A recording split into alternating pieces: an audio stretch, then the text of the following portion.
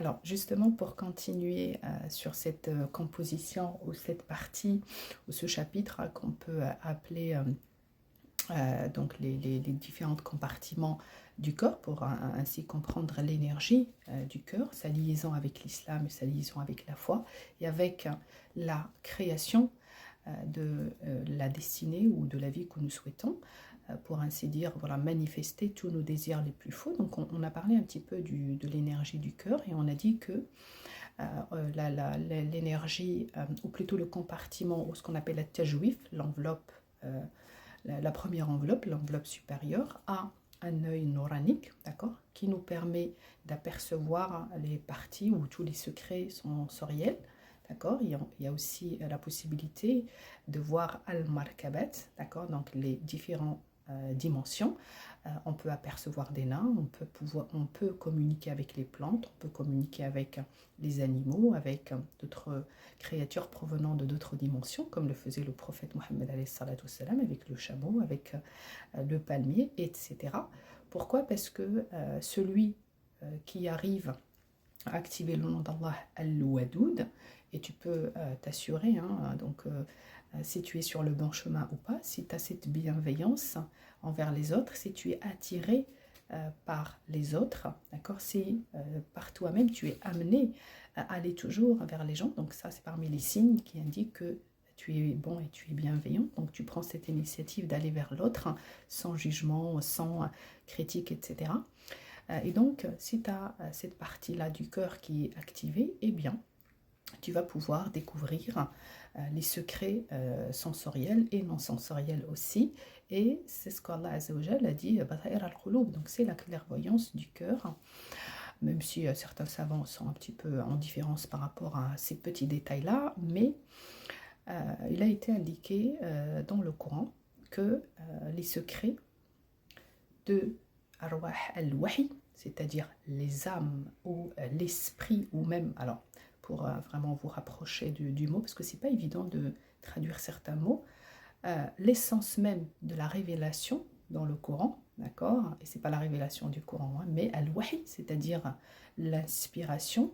c'est-à-dire la révélation divine qu'Allah distribue sur chaque choses vivantes qui se trouvent dans ce monde. Ça peut être les plantes, les animaux, comme ça peut être les êtres humains, donc les sages, les non-sages, les prophètes, les saints, etc. Donc tout le monde au même degré. Donc c'est ce qu'on appelle al-wahi. Et Allah Azza wa Jalla l'a divisé dans le Coran en trois parties. Il y a Ruh al-Amin, la révélation sincère ou l'honnête révélation, je ne sais pas si on peut l'appeler ça, ou Ruh, l'esprit de Al-Amin, Ruh al-Qudus, d'accord, Al-Qudus, alors je ne connais pas le prénom, la traduction exacte en français, et Ruh al-Amr, l'essence de l'ordre ou du commandement. En fait, la révélation, d'accord, provient de l'esprit al-Amin, honnête, sincère, etc. D'accord, donc c'est cette première, et en fait il indique la partie supérieure, la première partie du cœur, et c'est ce qu'on appelle al-Barzakhia, d'accord, qui provient de al-Barzakh, et c'est cette partie-là qui se trouve entre l'expression al-Notr, d'accord, et la langue, ok, donc enfin, entre la parole et l'expression, parce qu'il y a une grande différence en arabe entre al-lisan, la parole, l'expression, et l'expression, donc ce que tu vas exprimer, ce qui va sortir de ta bouche, ok, c'est le premier degré de al-wahi, de la révélation, et dans ce qu'on appelle at-tanzil, ok, pourquoi? Parce que Allah Azza wa Jal, rien que dans cette partie-là, d'accord, Allah lui a réservé une inspiration et un wahi sur chaque cœur humain, ok. Ensuite viendra Ruh al-Qudus, et cette partie-là vraiment provient du mot d'Allah ou du nom d'Allah al-Quddus, de ce pouvoir. C'est vraiment une lumière qui est destinée à t'attribuer ou à t'indiquer tout ce qui est écrit dans Al-Lawh al-Mahfoud, dans ce fameux livre saint, un Mahfoud bien protégé par les anges les plus puissants qu'Allah a créés, d'accord. Et c'est ce qu'Allah t'inspire dans le niveau, le deuxième niveau, ou le moyen, de ton cœur, ok? Et c'est avec cette révélation et avec ce qui est écrit, ce qui t'est révélé, inspiré, cette mission-là ou cette opération-là te permet de fixer la foi et la clairvoyance mentale. Alors, qui vient me voir? C'est ma fille. Alors, ensuite, dans la troisième partie, ou dans la partie inférieure, en fait, provient ou apparaît Anwar al-Hikam. Donc, c'est cette partie-là qui est réservée à la lumière de la sagesse. Alors, donc, toujours pour cette deuxième partie du cœur, c'est celle qui apparaît ou dans laquelle on va apercevoir et aussi exprimer la lumière de la sagesse, d'accord, et toutes les matières divines, ok, et cette douceur de la foi, quand on a la foi,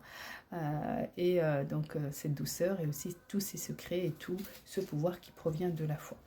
Ensuite, l'autre partie, c'est la partie réservée à ce qu'on appelle un Nour al-Aqdas, la lumière la plus majestueuse parmi toutes, et c'est la partie de As-Sama, de lui, d'accord, et aussi la partie de la raison, d'accord, donc de l'esprit. C'est pourquoi Allah Azza wa Jal, quand il s'est adressé au prophète, il lui a dit,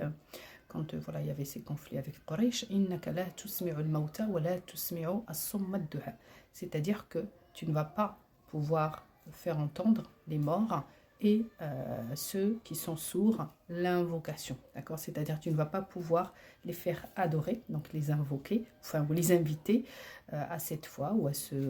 cette religion, parce que ils font partie des morts. C'est pas parce qu'ils sont morts physiquement, vous allez comprendre pourquoi, parce que la mort, c'est pas voilà, cette mort physique quand on met quelqu'un sous la tombe, quand il fait plus partie de ce monde-là. Non, vous pouvez être complètement vivant, en très très bonne santé, mais vous êtes mort. Pourquoi? Parce que votre partie sensorielle, c'est-à-dire vos sens, ils sont morts. Et justement, quand ici on parle de mort, on parle de la mort du fait de ne pas y croire, de ne pas avoir cette foi, d'accord, et cette désobéissance. Donc quand on désobéit, quand on s'invite